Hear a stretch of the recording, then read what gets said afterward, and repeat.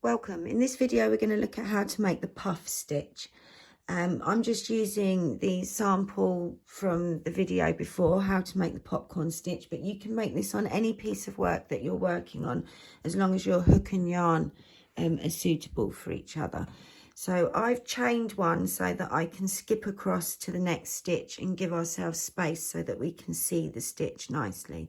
So we're going to start off as if we're doing a US double, UK treble, and we're going to insert the hook and pull the yarn through. And we're going to, instead of finishing or making that stitch, we're just going to go straight in and start the next one. So we yarn over, insert the hook, pull the yarn through, pull it up to height.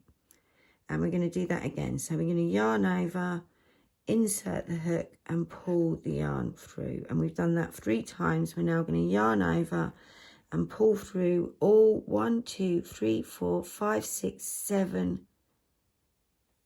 loops. And then chain 1 to finish the stitch. And that's a puff stitch.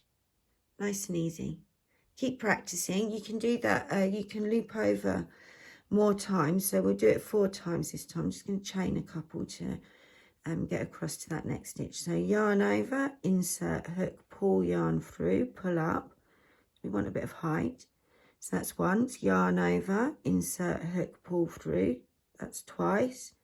Yarn over, insert hook, pull through, that's 3 times.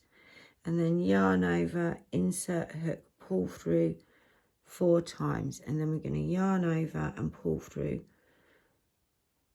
all of those loops. Sometimes it can be a bit tricky, and then we chain 1 to finish the stitch, and you can see it's just a bit puffier than the last one, and they're great for making flowers and things. And I'll see you in the next video.